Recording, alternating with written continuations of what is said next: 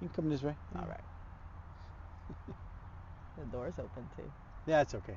We have to be able to get back in. We do. Hello again from my front porch. Actually, I'm in Baton Rouge, Louisiana, or as they say down here, Baton Rouge, or something like that. Baton Rouge. I am here with Susana Lee, who many of you have met.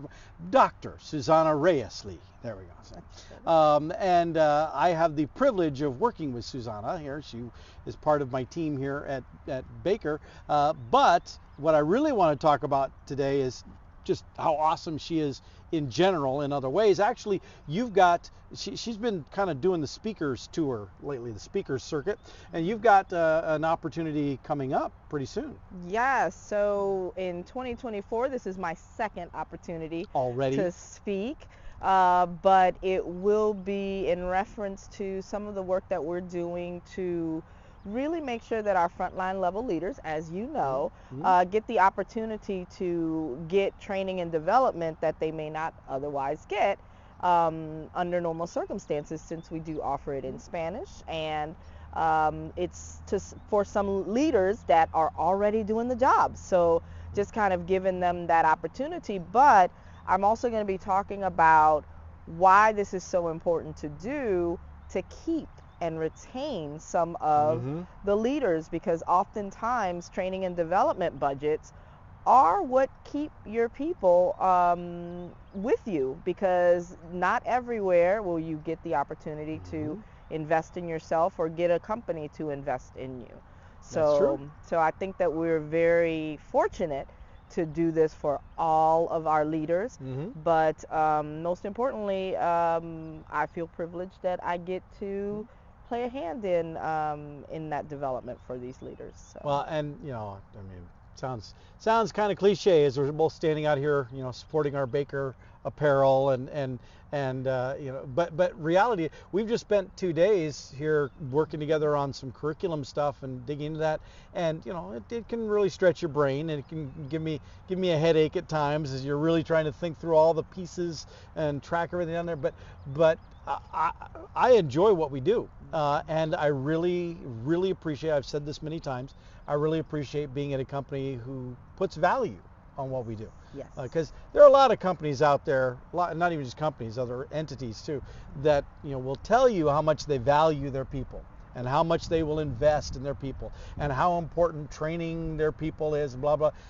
But those are just words on a poster. You know, that they in practice that doesn't really happen that way. So it's really fantastic to be with an organization like Baker that actually takes these things seriously. And you know, it's a constant change of stuff, because you know, no grass grows under what happens at Baker. Not at all. But Not at all. this one that you're doing, Yeah. this is really interesting, because like you were kind of getting to as well.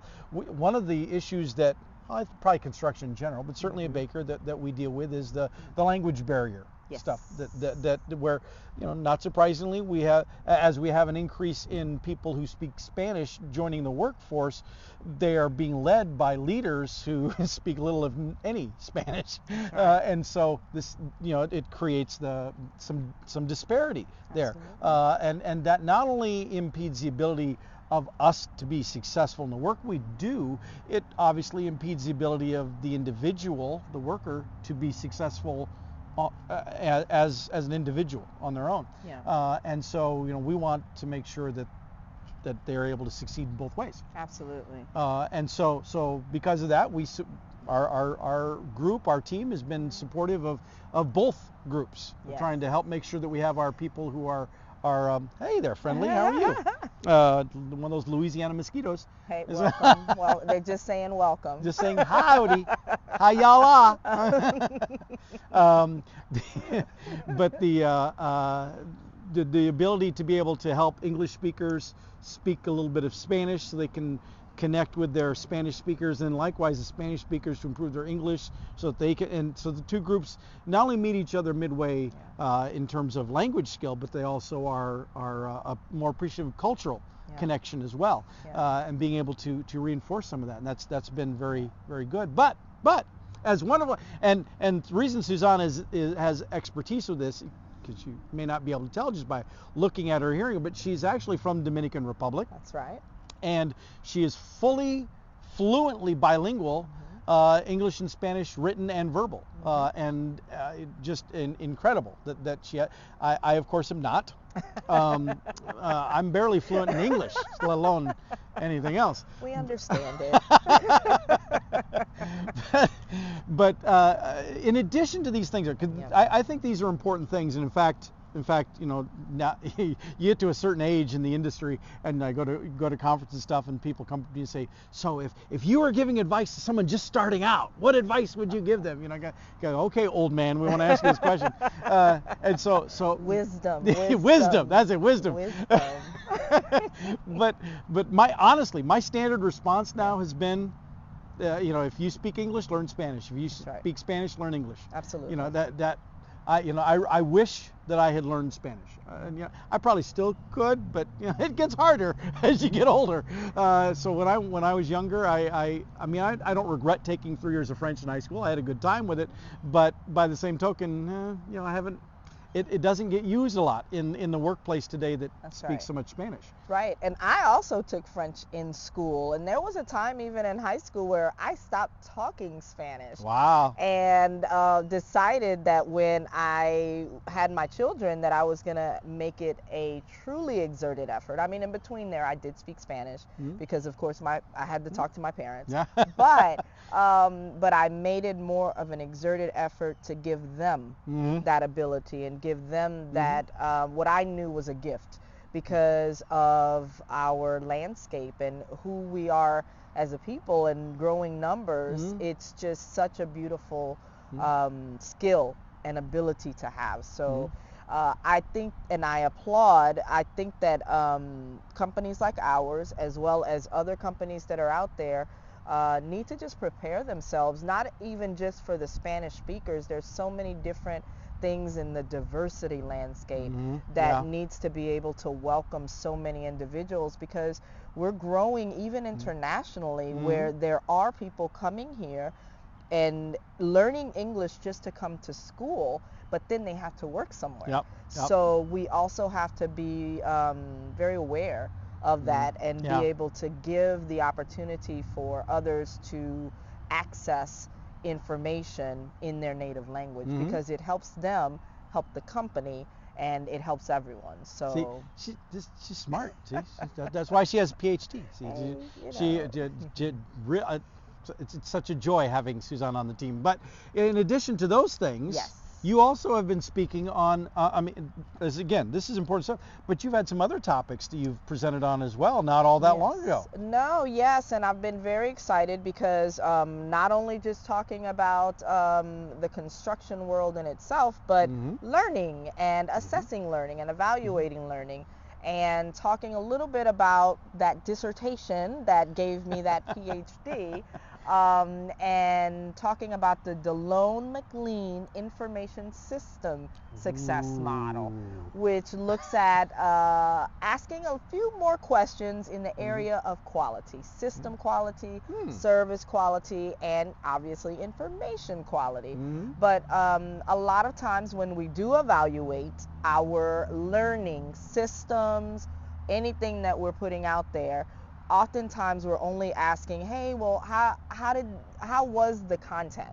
And we're not going any deeper. So I introduce in many, many fun ways to the audience how to look a little deeper and ask some better questions. So it's been fun the few times that I've delivered it. Well, I've got to sit on a couple of your times of doing that. And I will tell you that I sometimes feel like I should just like record the session and then post online, because there's so many people who just need to think more just in general. And people who comment on stuff on social media and things, I know this is not directly, but it's kind of, it's like a real life example for everybody. You know, the people who there'll be an article posted on Facebook or whatever, and then there'll be this whole long discussion of all these people weighing in, and they're like, I'm on this side, I'm on that side. And the funny thing is you're reading through them, you can tell they haven't actually even read the article. Yes. They're commenting on something they haven't even bothered to read up on, because if you click and read the article, you find that a lot of the things they're saying don't even apply, or that they're responding out of outrage because of the headline, but you go in and you find out the headline, the quote in the headline is just part of a statement, and the rest of the statement is makes it completely different than what you think it is. I blame the journalists. Those creative journalists. I don't know any of those kind of people. I don't know. No. But still, that's, for me at least, that's where my head goes when I hear you doing that presentation. Is people just blazing out without being informed. Yes. Even though we live in an age where information is more accessible than it has ever been at any time in human history. Absolutely. And yet, we still all run around like idiots. We don't take the time. We don't take the time. And that is the challenge, kind of going back to the evaluations, when we make decisions off maybe 3 or 4 questions that we've asked, and we haven't asked sometimes the 20 questions that we need to ask to really get the full picture about whether or not even this whole learning experience was valid. Was it good to be offered online? Should this have been an email? Like, all of these questions should be asked, because if we do that, then we will better serve our learners and our audience. So that is a very, very good analogy, because that is the world that we're in. We're in the world of give it to me quickly and let me base my decision off of these 2 seconds of what I just looked at. But and the reality is, I was talking about people arguing something on social media, but the way you just summarized, that applies even to all the training stuff that we do. Absolutely. As I've said many times, I know some of my purest friends in the industry are going to just bristle at this, but I think that there's a whole lot of learning theory around training adults that is a little excessive and unnecessary. Because I think what it really boils down to is just one word, and that's relevance. And I don't care what your age is. It's not even adult learners. It's kid learners. It's elderly learners. Anybody. You have to be able to establish the relevance of what they're learning. And so what we deal with the people coming into our training sessions, these are people who we're taking them away from their construction job to come in and get taught something. Well, we better have a really good case to make for the relevance that this has them, or they're going to sit there the entire time grumbling and complaining with their arms folded. I could be out in my job doing this. What am I wasting my time here for? Yes, and we hear it. And some will not even hesitate to tell you that. Some will say, I'm coming and judging. Yes. So what that means though is that's not a problem with the learner. No. It's a very logical, sensible thing for a learner to want it to be relevant to me, for me to be using. The onus is on us. Yes. To be able to make sure that what we're putting together really does meet a need. That's right. And in fact, that's what we've been here for the last couple of days dealing with, is trying to put together curriculum that does. We could slap together curriculum and put a bunch of slides together and some materials and say, ta-da, here it is. That's easy to do. What's difficult to do is to make sure that what you're putting together is something that actually will resonate. That's right. That it actually will make a difference, that the people going through it will go, okay, this was worth my time being here. This was worth my time. That takes a lot of work to make that happen. It takes a lot of work. Yeah. Because all learners are different. But in the end, there's still one common goal. And in our case, what we're working on is, how do we get someone from point A to B, but have them be successful? Yeah. And of course, as quickly as possible, with this little interference with their on the job duties and right. Yeah. Less time, less money, everything. better quality, all of the things quickly. Yesterday, can I have it yesterday? Fortunately, that's our business. We are miracle workers. Susana has a magic wand. She just waves, and poof, it all happens. But no, anyway. So Susana, thank you. I mean it when I say I appreciate having Susana on my team because I mean she's incredibly valuable. Obviously, you can tell she's brilliant and she's articulate and she knows what she's doing. But honestly, and I've told other people this too, what I really appreciate about her is, for whatever insane reason, she understands what goes on up in this head. And the reason that's a big deal is because because like my structure on the job training stuff and things, different philosophies of approaching what we do. Yeah. Other people, I start saying, hey, I'm thinking blah blah blah, and then they look at me like, what do you mean by that? What are you talking about? Susana, she goes, oh. So in fact, it's even happened here these last couple of days where we're working on it, and I'd be like, this, and she goes. There was earlier, just a little bit ago today, she's like, oh yeah, that document. And I was like, oh yeah, the document. Yeah, neither of us said the name of the document, but we both knew. We knew. Yeah, I was like, yes, that's the one. Yes, it's the brain waves. It's a little scary sometimes. Yeah. And what's really funny is if you know anything about the what was the was it the discus? No, it was the assessment thing we took has the 4 letters. Is that DISC?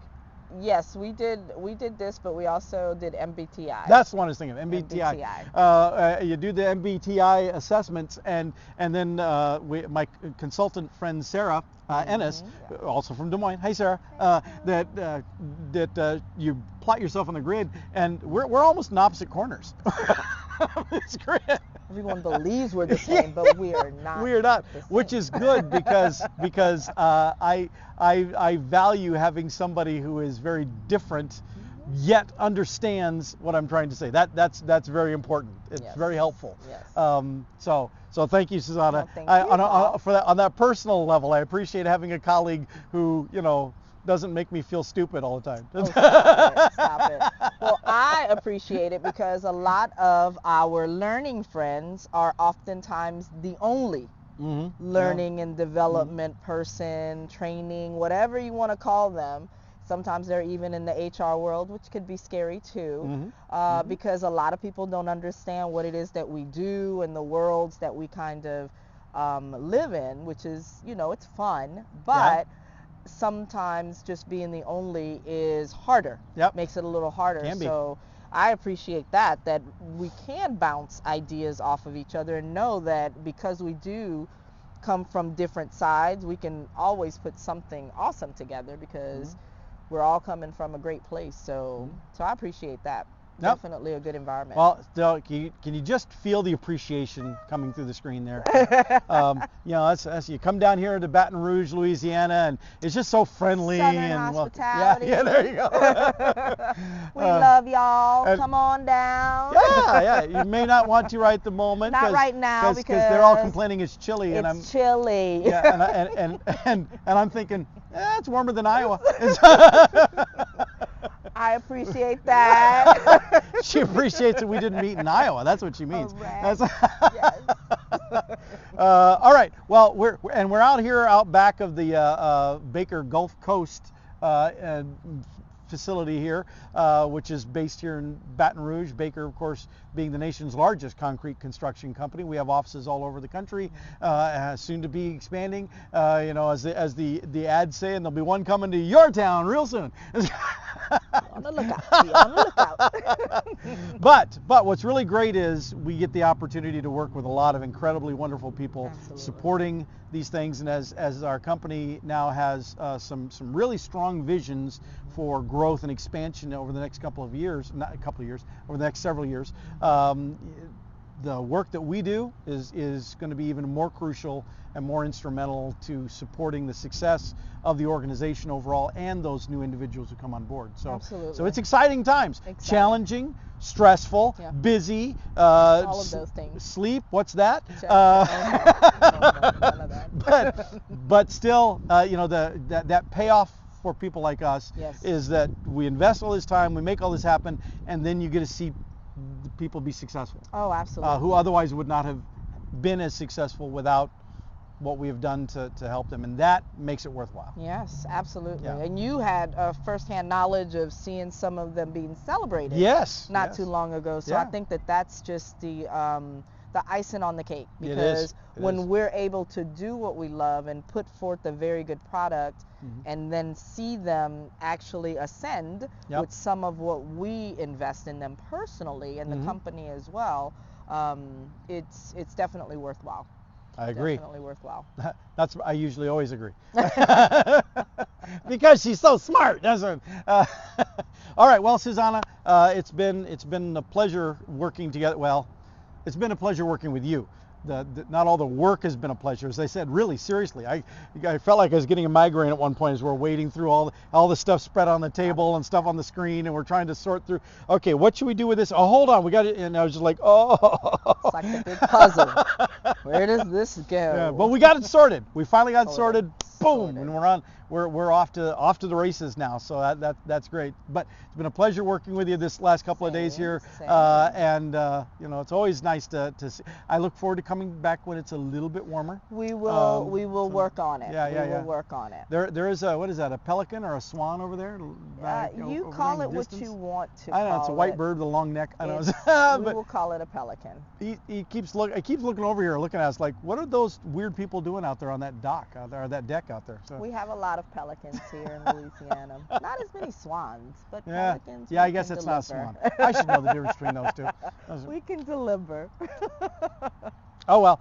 All right. Well, with that, I'll let you go. And I'll see y'all next time from my front porch.